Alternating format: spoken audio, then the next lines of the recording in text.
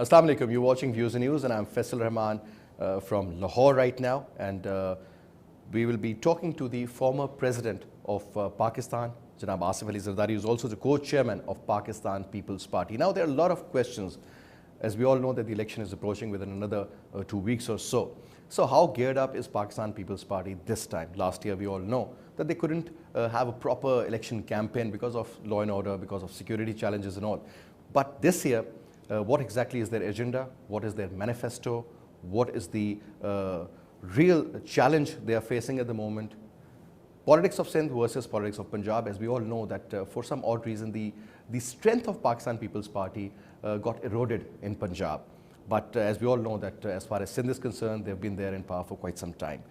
Talking about the future of Pakistan regarding the foreign policy, whether you talk about Afghanistan, you talk about China, you talk about the investments coming in from China. Obviously, a lot of people believe that when Zardari Sahab was in power, he visited China for 8-9 times. And what was the reason? Obviously, a lot of people said that he basically paved way for the current CPEC. Then you talk about the overall situation regarding USA and Pakistan and Russia, and for that matter, other Central Asian states, how Pakistan is changing its alignment. We'll be also talking about that. Domestic politics, whether you talk about Maulana Fazlur Rahman Sahab, Pakistan Muslim League Nawaz, or Pakistan Tehreek-e-Insaf, what exactly is going on? What sort of a government do we see in the future? That is going to be another important question we'll be putting to the former president. Then the current situation, the allegations of various political parties on each other. And other than that, when we talk about the election campaign of Pakistan People's Party, it seems that it has been run by Mr. Bilawal Bhutto, and he is in Punjab as we speak, running and going to various places, addressing the gatherings, getting a lot of support. But why is this perception that nobody is ready to take the ticket of Pakistan People's Party? So that is something pretty important as well. We'll try to cover up as much as possible in our program. Let me introduce you to our honorable guest, the former president of Pakistan, Janab Asif Ali Zardari. Thank you very much, sir, for taking out your precious time and talking to Pakistan television world. Thank you. Sir, thank you very much. It's an honor to have you in our program. So first of all, if you allow me, let's start off from the domestic politics. A lot of people believe that, and especially I'm talking about those quarters who are from the PMLN, that this election is going to be rigged.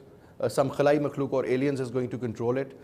And obviously, we all know that the former Prime Minister Nawaz Sharif Saab has been sentenced and convicted by the court. So is the case with his daughter. Now, sir, is it in a jeopardy, or do you believe that there is going to be a proper, free, fair and transparent election held where PTI, Pakistan People's Party, PMLN and other religious party, or for that matter MQM or any other party, will be contesting on equal grounds, and the result would show exactly what is brewing in the mind of the people of Pakistan, sir? Bismillahir Rahmanir Rahim. Thank you, sir. The idea is that Pakistan People's Party has never had a chance. It's always had elections sort of made up against it. Somehow,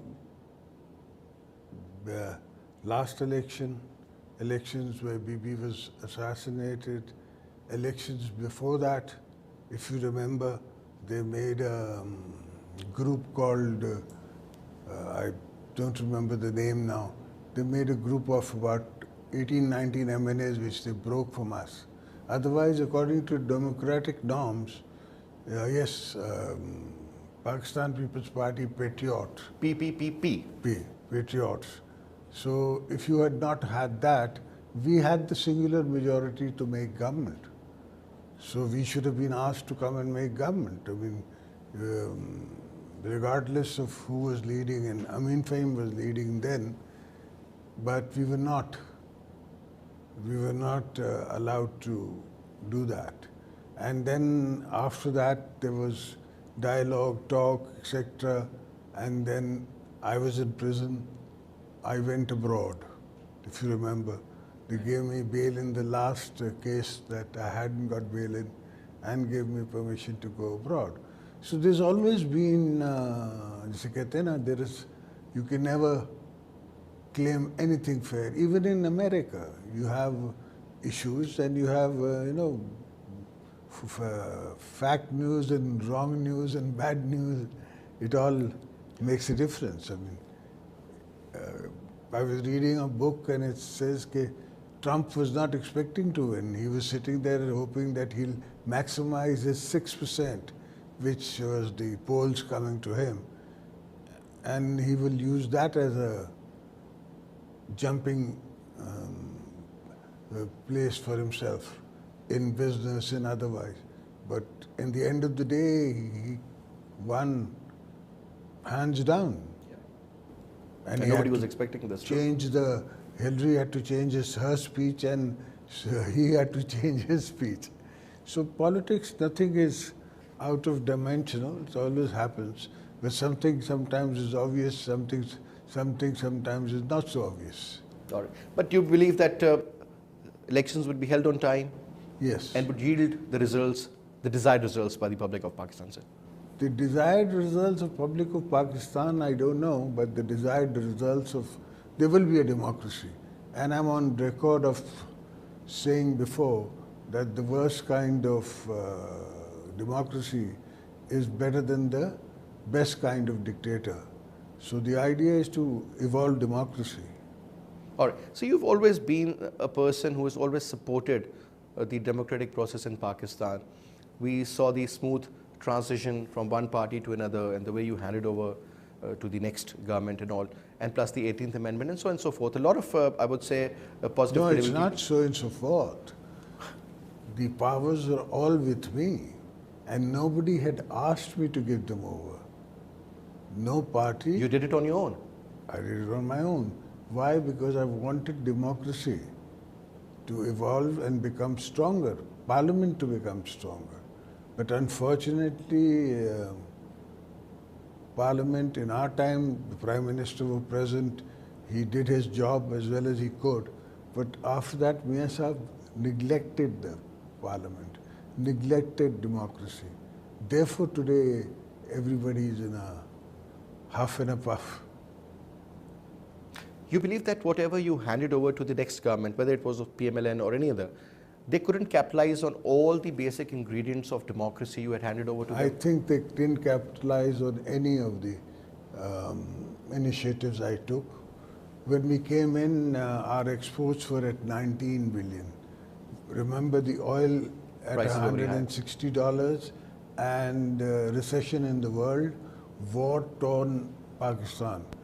We did the SWAT operation in the sense that your flag was not flying there. Correct. There were courts which were Qazi courts. So we moved in, 2 million people were dispersed, IDPs that were dispersed. From there, we looked after those 2 million people and sent them back in a very short span of time. Very few times in history has it ever happened that people have gone back to their native place. Even today, the Afghans are still sitting in your camps. PLO is still sitting in PLO camps. So it has happened in history that people have gone back, but very seldom. But this was a very good operation in a way, the Operation Rahe-Najat, that you not only cleared the area, but you got those people settled in a very short span of time. So obviously the credit goes to Pakistan People's Party on that regard also. Now, sir, coming to the current politics, Imran Khan versus PMLN. This is what everybody is talking about. And that PPP element seems to be missing, especially in Punjab. So how geared up? Now, what do you consider Punjab? So Punjab is basically considered... If you consider Lahore as Punjab, then I can agree with you.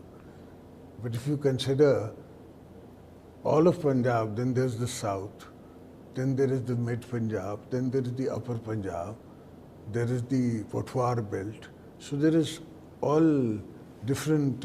But sir, looking at the previous by-elections, I mean, I'm talking in that context. I mean, the way we expected People's Party to sort of gain some sort of strength or at least have a reasonable number of votes. Those I say basically party's own faults rather than... Zardari Sahab, you always believed, and I also heard Bilawal Bhutto Sahab saying that we will bring in change at the very grassroots level as far as the party structure is concerned. What exactly have you done in the last year or so in that particular regard? So we've done a lot of work in the last couple of years. We devolved power to the grassroots. people were selected from the grassroots to become party workers. Now they're working. Obviously, they're not as experienced as my old guard like Jahangir Badr, etc. This is new guard. Jahangir Badr, Allah usko bakshe, he was also a student leader. Yes. But once he came into the mainstream and People's Party took him with them, then he was the most populous figure in Lahore at one time.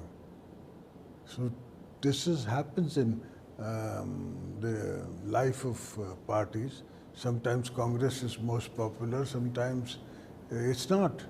BJP comes in. Now, whoever thought that the killers of Gandhi would be one day ruling India and with such thumping majority? Nobody thought. But they are in power at the end of the day. Not just they're in power, they've introduced Hindutva. Hindutva, yeah. RSS mindset is really prevailing, and that is the reason. Now, that also makes me think about the minorities. Like coming back to minorities in Pakistan, Pakistan People's Party, the way you gave tickets in the Senate, and other than that, the way you have fielded your candidates. About the minorities, it seems that People's Party is really geared up to look into those affairs. And secondly, women issues and women empowerment. Would you like to also throw light on that aspect, sir? Women empowerment has always been a major stone of our politics. Basically, if you remember, Shaheed Mohtarama Benazir Bhutto led, in spite of the fact that she was a girl or lady of that time. She went to prison at the age of 19 and was in prison for 5 years, which was never heard of, especially for a girl of that family or a lady from that family.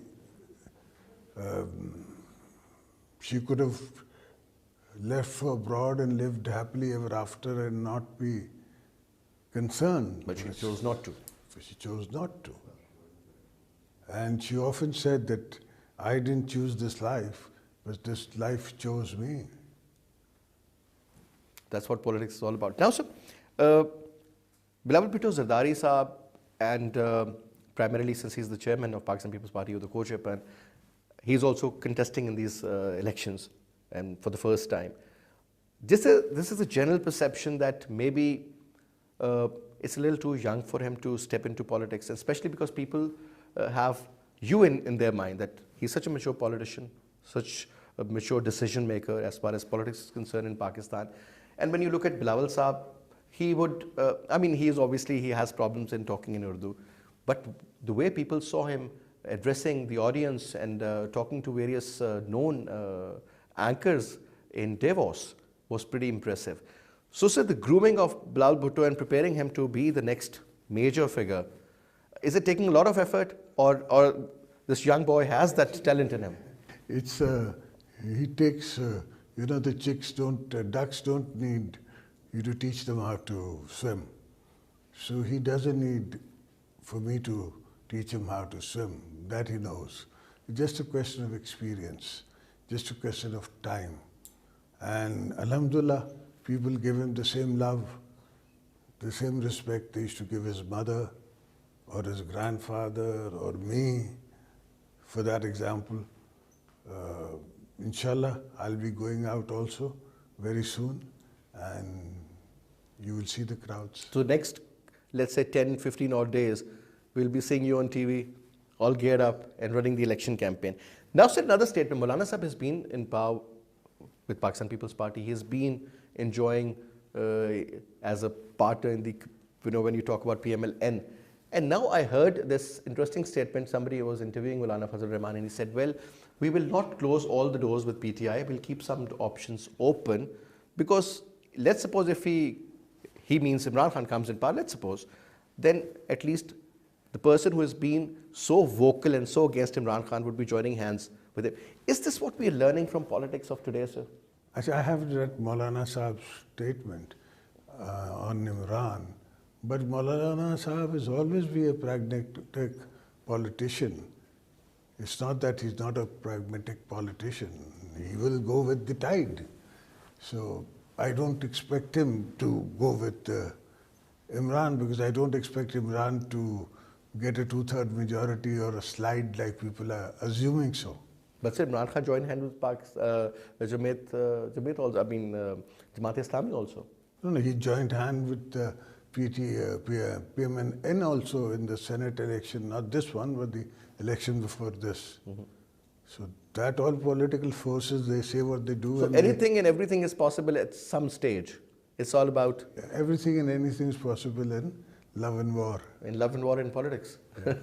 Politics is also an art, sir. Zahir Sahab, you were in power for over 5 years. You were the president. You had 2 of your prime ministers in power when Pakistan People's Party was there.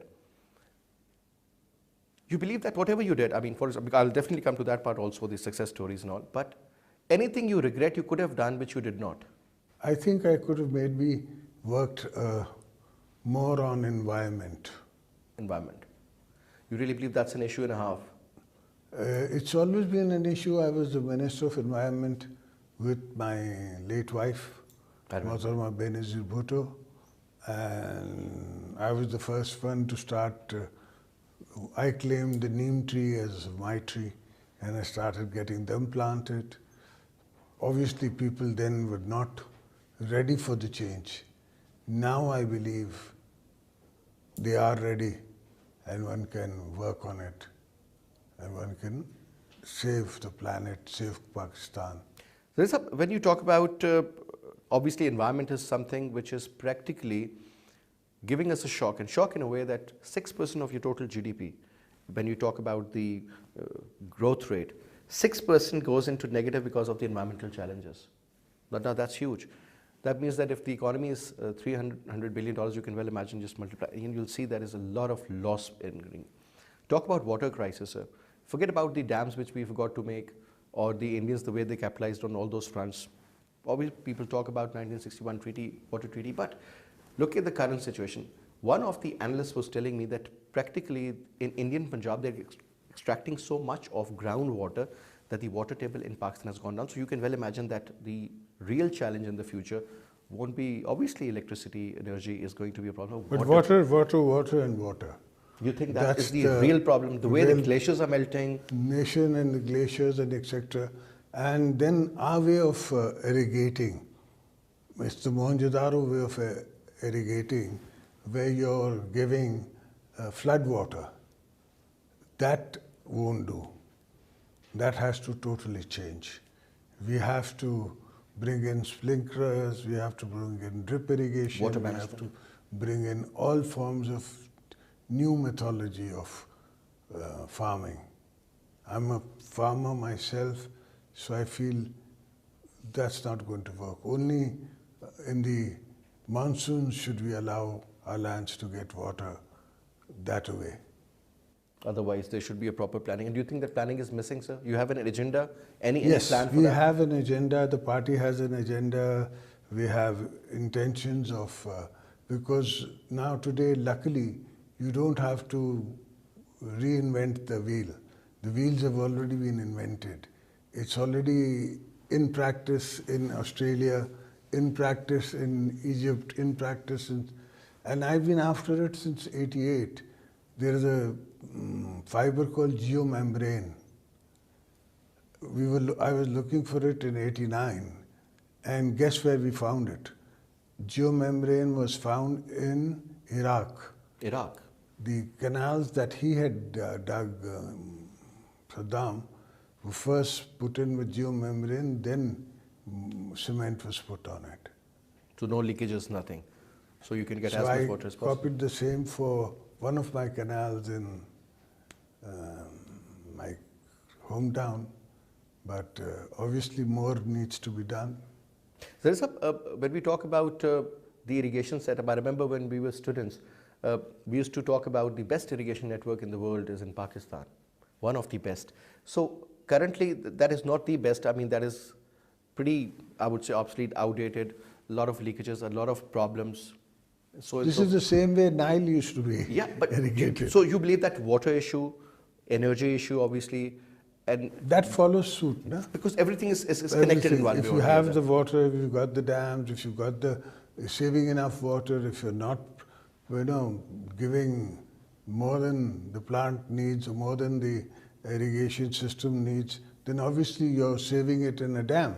And that dam is creating hydroelectricity. I mean, they can store water, they can make cheap electricity and so on and so on. Now, sir, another important area, and that is about, again, I remember that was the last few months of your previous government when you visited Iran, and you were there, and the president of Iran was Ahmadinejad Saab, and this IP, or initially it was IPI, but later on we got to know it's IP, Iran-Pakistan Gas Pipeline Project, in which they also offered the government of Pakistan that they can financially support you. But during the last 5 years, nothing has been done. People said that there was a lot of American pressure, but obviously the American pressure was on you as well. Where is that deal at the moment? It's a $1 billion max, $800 million pipeline. The Americans have got much bigger fish to fry. So we could negotiate with the Americans. There is no such thing. There is a personality with the Miswata Sharif who prays all the time. Tasbih 24 घंटे हाथ में. He comes to me. He says, "ये tax आप हमें लेने दें." The Senate was mine. They couldn't take it. और उसके बाद मैं internally ये pipeline बना दूँगा. And he lies. Not possible. Didn't do it. So what's the basic hindrance, sir? What's the problem? Basically, I think It's the well, or what is it? It's the or is it the attraction of LNG for some reason? LNG, personal interest. LNG coming from Qatar is personal interest. They have personal interests in it. Whoever is sitting there, and you know who's sitting there, who's doing the deals and wheeling the wheels, it's basically that. And then on the determination, in the sense that it's a deterred position as far as Pakistan and industries are concerned, because when the input gets higher, the output will become more expensive. So we are not going to be able to compete in the world. Bangladesh is the cheapest. Why do you think Bangladesh is flourishing? Cost of doing business is pretty okay. Input is cheapest. I mean, even the gas is the cheapest. India has invested so much in their infrastructure, so has China invested so much in their infrastructure, giving all soft loans to the industrialists so that they can give the taxes and they can, make a full recovery of the tax regime rather than this way of taxing people through oil or through electricity. Now, sir, let's talk about the CPEC, because CPEC is something which was very close to your heart, is still very close to your heart. 9 or maybe 8 or 9 visits. Possibly 11. Yes, Pakistan is a friend, it should be made stronger. Now, whether you go and make yourself bonded to some other country, or you take so much loan that tomorrow they'll take your port in the reference to the revenue that you haven't been able to pay. It's a question of time. Absolutely. Now, sir, do you believe that these are all loans, soft loans, because nothing has been made public? I have taken, and when I was in governance, the first $500 million we took was in grant. Okay. To make, if you remember, there was a lake, Atabad Lake. We didn't go about talking about it because it was on a very dangerous mode. All of the population beneath it could have been wiped out if that had, broken by natural reasons or unnatural reasons. So first thing, I got $500 million and gave it to the armed forces to make this road all-weather road. Okay. Then I went for the port. There was a stay order, so I PR'd myself with a judge who was not so favorable to me, and tried to explain to him that this is a national cause, not a Asazadari cause. So then he understood and he removed his stay order. And then I went after the people who had got the contract, the Singaporean company, and in fact We've said that before, and I don't mind saying it again, that a person I know in Karachi, Dedi, Akil Karim Dedi. Akil Karim Dedi was very kind. He was in the consortium of the people who owned this. And I explained to him that it was in Pakistan's interest. So then he came with me and he swung the deal around, and we gave it to the Chinese for practically 35 or 30 million dollars now, I don't remember. But nothing, not that. Do you think giving it to Singaporean company was primarily... It was Singaporean was a facade. That's what I'm saying, sir. Was it given to them because the Americans had a pressure they never wanted to give it to the Chinese? Or for that matter? Everybody wants to bring in the Americans. That's the general perception. People's mindset, you know, there's an Urdu saying, कि अंजाम गुलिस्तां के लिए तो सिर्फ एक ही उल्लू काफ़ी है. यहाँ हर शाख पे उल्लू बैठा है अंजाम गुलिस्तां में, बर्बाद गुलिस्तां के लिए. तो सवाल ये कि everybody is concerned about America. They're not concerned about you. When it comes to their interest, American interest, which is Afghanistan, which is other issues, then they're concerned about you. They're not concerned about this road or this economic boom that we might bring through that. They'll be happy about it. Why not? If Pakistan can be self-contained, self-sustained, and improve itself, if our exports go to 200 billion to 500 billion, then I can spend more on my kids and more on my schools and more on my future generation and do more for Pakistani youth, which are now being taken away from me one way or the other by some other forces. Generally, when we talk about Pakistan, obviously a country of 220 million, maybe more, but this is the official figure they gave. And you look at the demographics of Pakistan and you see about 60-65% youth. And that is where Imran Khan tried to capitalize on. And he got a lot of youth supporters, as they call it, youthia, it has become a term now. Got of support from the youth, and eventually when Nawaz Sharif Saab came into power, he started this laptop scheme, loans for the students, loans for the universities, primarily youth-focused policy. So Pakistan People's Party is also... we have no issues with that. But the whole idea is not to give. The idea is to participate. If you get a laptop, there's no participation. But if I make workshops and give it to be used in the schools, in the colleges and everywhere, and say that now in 3 years you will be examined on the net, your papers will be on the net, then it becomes practical use of used science. Then that is a foot forward. यहाँ तो पीली टैक्सियाँ लोगों ने लेके उसका AC निकाल के, and they took out their ACs and music system and sold the vehicles. Yeah. Bilawal Bhutto is a young, dynamic leader. A lot of people have a lot of expectations from him, sir, and especially the youth. Do you think Pakistan People's Party, through Bilawal Bhutto, is going to penetrate in that 65% market, sir, and do it well? If not, what could be the reasons? And if yes, what will be the way forward? I think he will, first of all. And second of all, we are basically a democratic party. It's a Pakistan People's Party.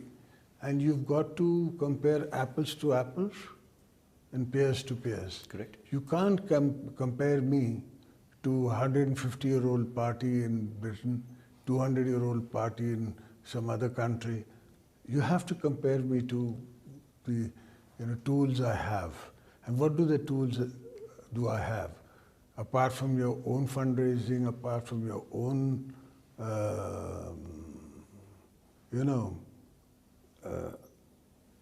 resources, you have no aid, you have no support, apart from your own efforts. So in that context, I think Pakistan People's Party is doing well. our major star was taken away from us. She was assassinated. So it's not a joke. It's a huge. We've converted it into our energy. We've converted it into our sorrow into our, win and going forward. Your strength. Now, Zahir Saab, a lot of people believe that it's a very polarized society. Because since there is a lot of political awareness, you talk to anybody who's not educated, is going to give you answers, you'll be shocked.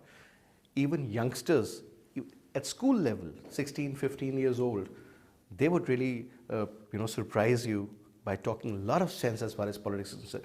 So that means that during the last year, maybe it is because of the media, maybe it's a lot of the political parties involved, a lot of youngsters have come in. So the dynamics have changed. But at the same time, when we switch on our laptops or we switch on our phone and we go on the social media, you see a lot of criticism from A group on B and from B to C and C to A again. Three primary political parties, it's People's Party, it's PMLN, and it's PTI. You think, sir, is that a good sign, that political awareness, or is it also sort of exposing a lot of our fault lines also?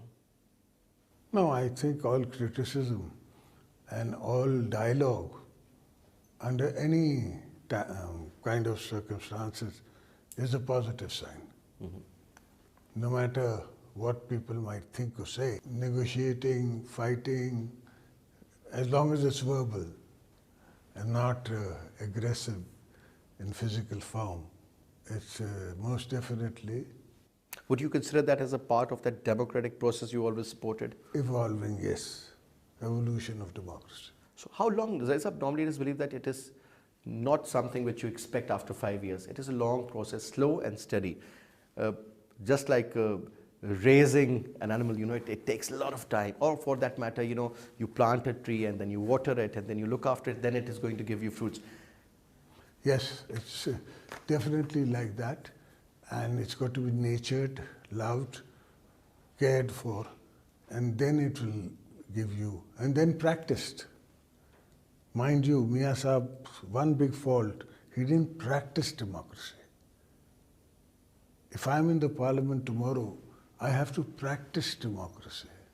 Would you like to elaborate on this word practice? What exactly do you mean with that, sir? You have to come to the parliament. You have to be available there as the leader of the house to give answers, to come up with answers, to find solutions. Then you've got to allow your committees to work. Which committees are we talking about? We're talking about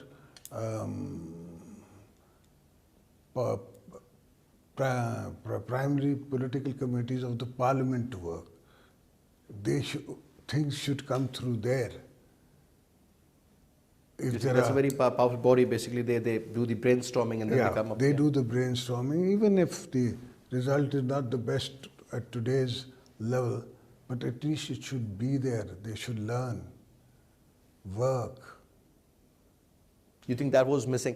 Zahir Saab, let's talk about the foreign policy of Pakistan. I remember when your government was in place, you had two very dynamic people. One was Shah Saab as a foreign minister, later on Hinar Wani Khar. And so the foreign policy front was taken care of. What I'm saying is that when you compare the foreign policy, that's what I mean. He's overshadowed you all totally, and unfortunately for us, that क्या मैं वही तो मैं कह रहा हूँ खैर शाख पे उल्लू बैठा है अंजाम गुलिस्ता क्या हो. So what's the future of the Shah and the Ullu, sir, in this particular case? Sir, we will fix it. The Ullus will leave the Shah, or the Shah will Ullu will fly away. Will fly away and Gulistan को हम बचाएंगे. ये हमारा ही गुलिस्तान है. I was going through your manifesto, and it had a very interesting. It says, "बीबी का वादा निभाना है, Pakistan बचाने. We'll look after the promise of Benazir Bhutto Sahiba, and we'll save Pakistan." PTI talks about the change. Now PMLN is using the slogan "Vote ko izzat do, respect the vote." Do you think your slogan, Bibi ka wada nibhana hai, first of all, a lot of people currently have forgotten what Bibi had in her mind because it's been 11 years. Obviously, she laid a life for the democracy of Pakistan, for this country. और पाकिस्तान बचाना बचाना किससे है? Whom are you talking about, sir? When you say Pakistan बचाना, like From rise of basically the debt, from the population growth, from your own enemies within, from Islamabad ke Jahil Babus, some people who think that they know everything, you know, they're the all knowing. You can't be all knowing. Come on. I'm a politician, I can be a jack of all trades. Even I can't be a, ace of all. you can't master everything. So if what is your job, you stick to your job. If you're a TV anchor, be a TV anchor. Don't try to be an analyst and the future of the country and kya hoga, and that's all a gimmick to give yourself another portrayal. That's not on. You think that is something which is of prime concern and that has been going on for quite some time, and a lot of decisions taken by Illusions. We get into this illusion. I was living in that presidency for 5 years, and I realized it's not the individual's fault, it's the illusion of the place. Luckily, I'd given powers early. You would have felt like a different person altogether if you hadn't. No. Was it disturbing you? Not at all. That excessive power, that enjoyment, that... They didn't even ask. I know that. And you gave it. Why did you give it away? I mean, everybody... Why not? But still, even despite the fact that you gave away all your powers, you were the most powerful president, sir. Because I had friends, because I had a coalition created by myself. Combined parties were allies of mine through political alliance. They were not by force, but political alliances with all the political forces which were then in power. Anyway, the contention is that what legacy was I going to leave behind in 5 years? That's the question, sir. I would love to know. So this is the legacy.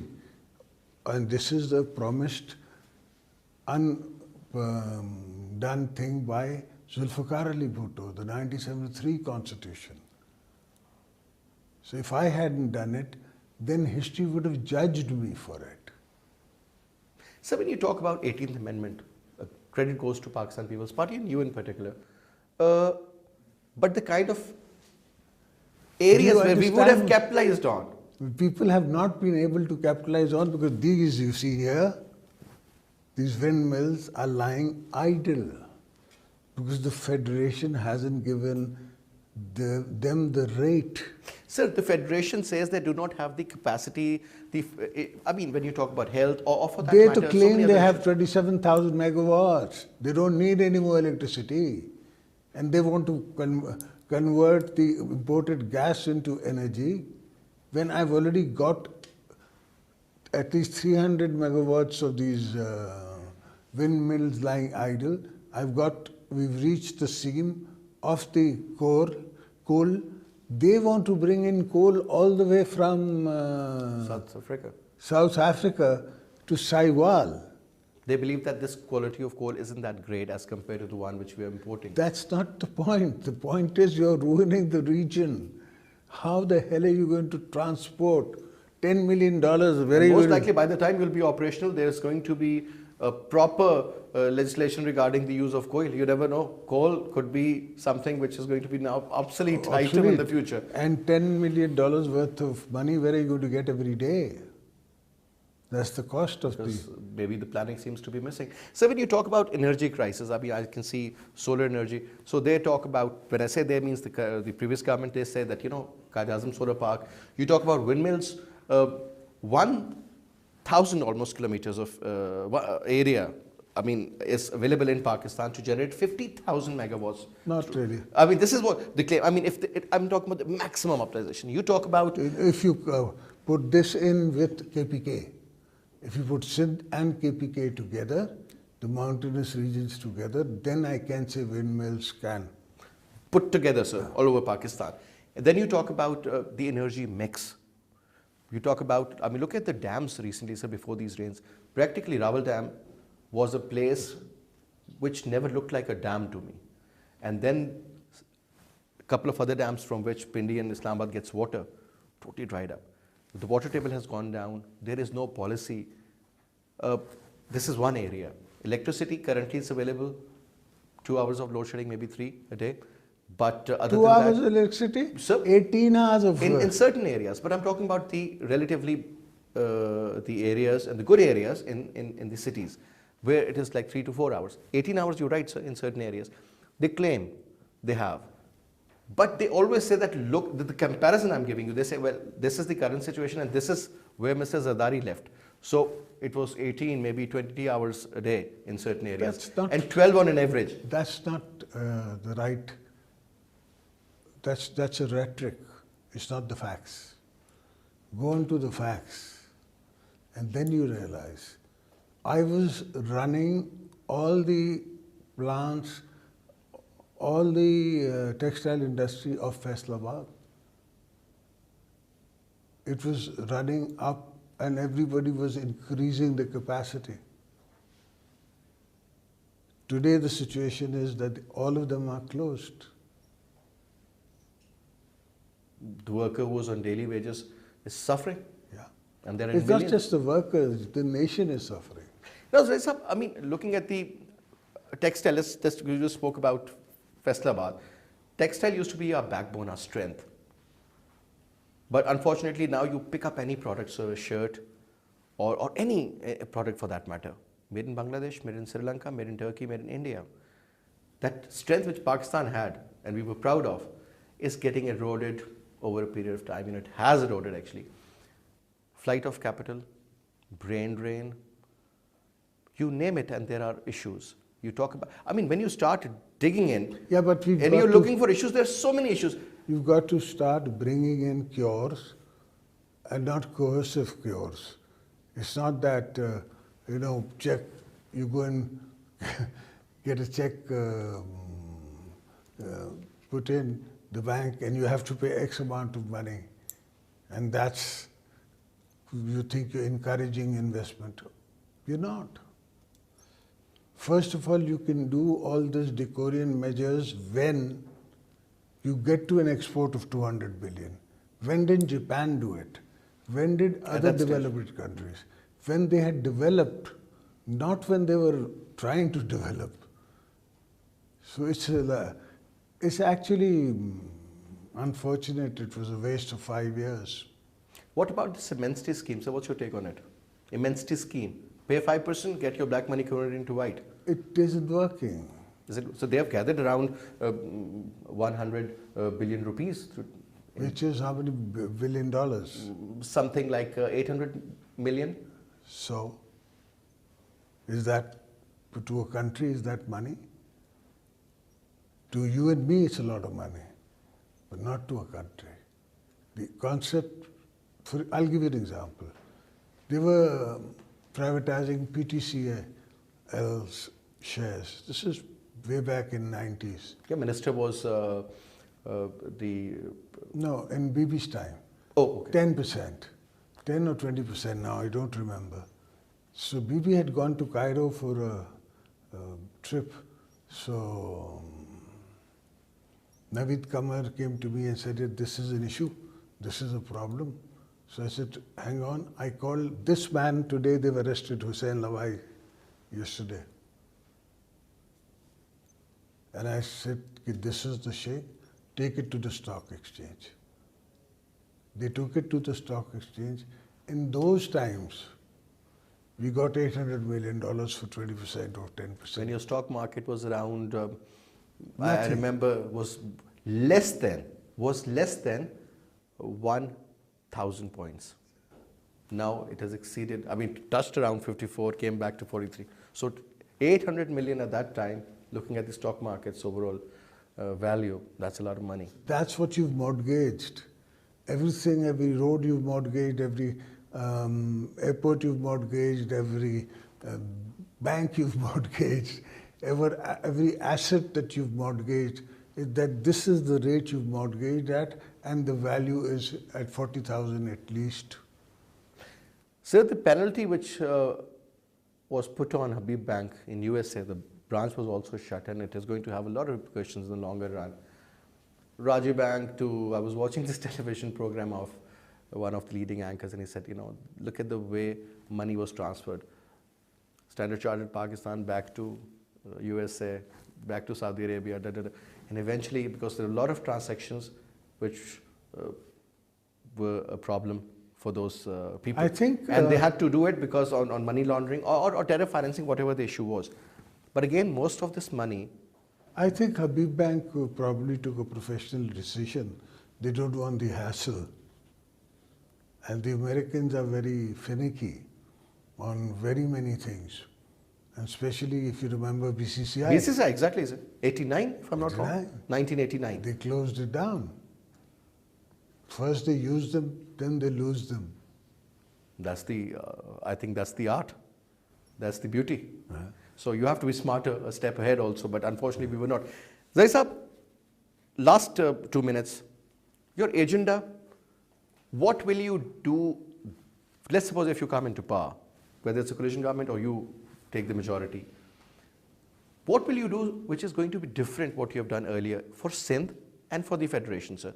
Which can convince me, which can persuade me that, next time when I'll go, I won't be voting for a lion or a bat for that matter, but I'll be looking for the arrow. So the first of all, I would, if I could get inroads into the Federation, and then combined with the Federation, because there's a lot of things that the Federation doesn't allow you to do. Although I did. I gave them full support on everything. I would develop my beaches, look for tourism, basically. Not tourism, basically cargo. Okay, in that respect, okay. Habko, everything, all this on Gwadar is basically a trade port. Now, what is the definition of Gwadar? They keep saying CPAC, CPAC. What does CPAC mean? It's the shortest route to the port midpoint in China. China's own ports are 1100 miles further on. So we have to capitalize on that. Wherever, when we were in power, we did currency swaps with Turkey, with China, with Sri Lanka, for instance. We did currency swaps with all the countries where we were importing things with. Unfortunately, that wasn't followed through. You think that could have really given us an edge? They would have given you a major edge. You would not have to have this imbalance of dollars.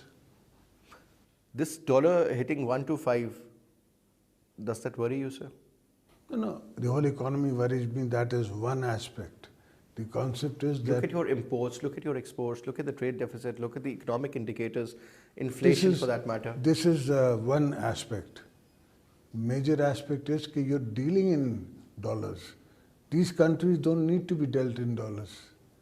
These countries, Sri Lanka, if I say, and people would ask me why, because you're importing a different kind of tea for $300 million from somewhere else. Why not get it on exchange from Sri Lankans so that they are forced to buy from you? If Iran have a currency swap, then Iran is forced to buy my sugar, my rice, my other instruments or things in Pakistan, and we get gas. So would you say that one has to shy away from dollar slowly? Shy away from dollar, but rather we do not have it. Frankly speaking, we do not have it. So get back to ways and means of transitions where you can afford it. I can take gas and oil from Iran and exchange that for rice and sugar. Like you're talking about the barter trade. Yeah. That's how things, you're commodity with the commodity. Let's not bring in the money. So that could be taken care of, like medicine versus rice or for that whatever. Matter. All right, anyways, Zahir Saab, thank you very much, sir. Wish we had more time. We could have put more questions, but thank you so much once again for giving us this time, sir. It was a wonderful, I would say, pleasure to have you with us in our program. But once again, thank you very much. And that's all we have for this. I'll see you again, inshallah, tomorrow. Till then, you take good care of yourself. Khuda Hafiz from our side.